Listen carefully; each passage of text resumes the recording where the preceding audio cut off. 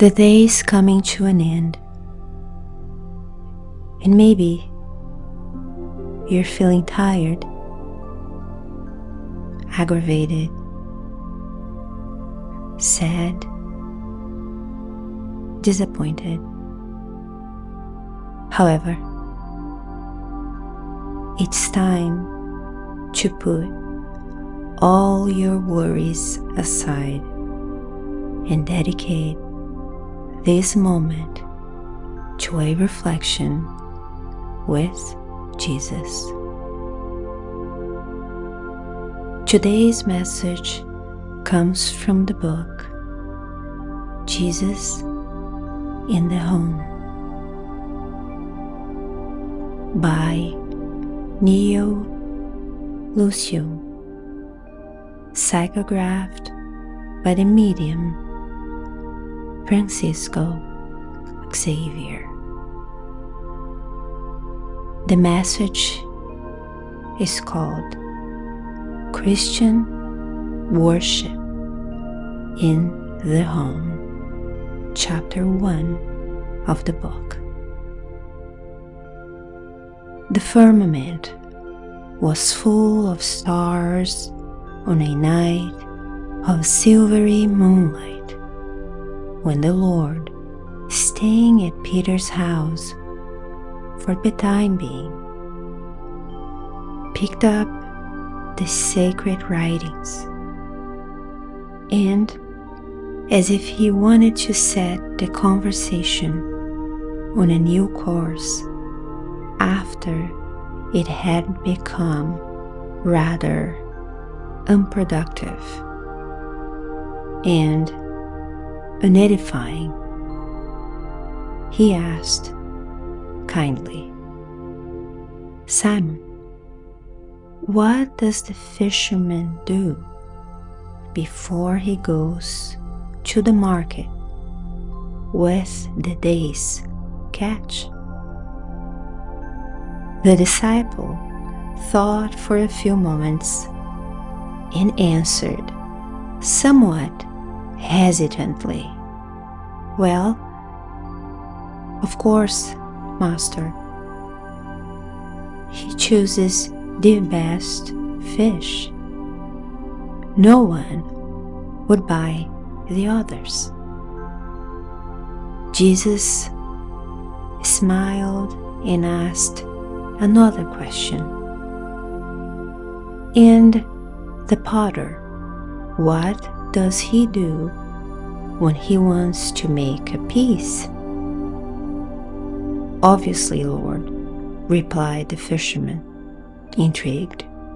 "He molds the clay and gives it the form he wants."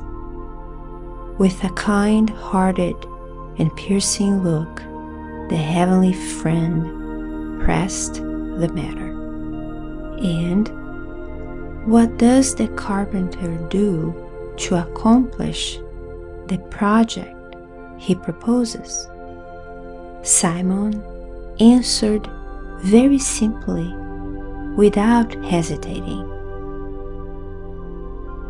"He plans the wood and then uses the adze, the saw, the hammer, and the chisel. Otherwise, he could not shape the unformed piece."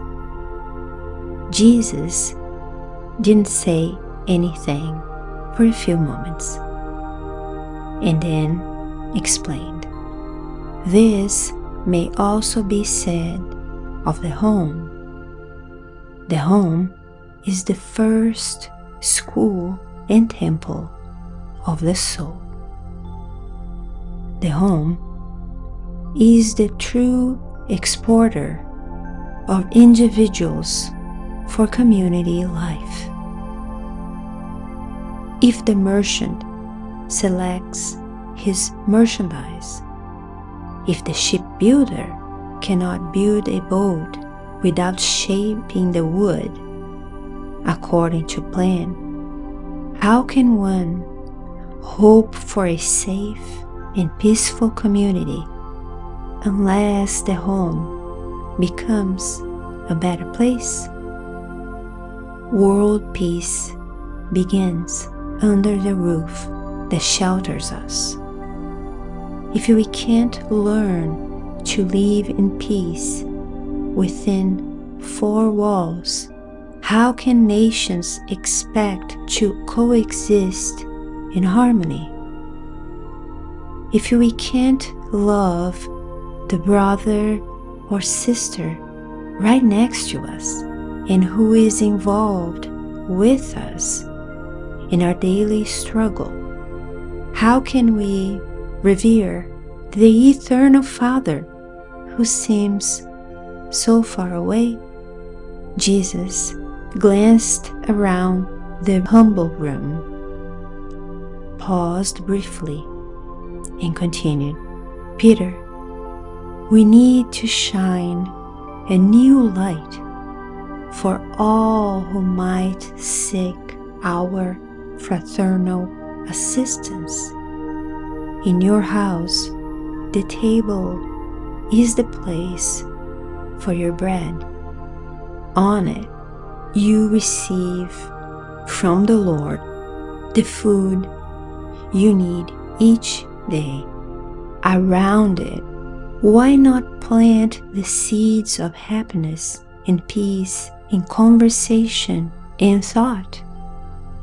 The Father, who by way of the soil provides wheat for our storehouse, sends us light by way of heaven. Just as sunlight in the diffusion of the rays that comprise it, abundance begins with the grain of seed. That is why the gospel did not begin amongst the crowds, but rather in the simple abode of shepherds and animals. Simon Peter gazed at the Master with humble, lucid eyes, and since he could not find the right words to explain himself, he murmured meekly, "Master, may it be as you desire." Then, inviting the disciples' family to join him for an edifying talk and uplifting meditation, Jesus unrolled the writings of wisdom and started the world's first Christian home worship service. May this message bring you a peaceful night of good sleep, so that your body can be well rested for tomorrow. May you, in spirit, be with your guardian angel throughout the night, learning, growing, and perhaps even assisting others. So be it.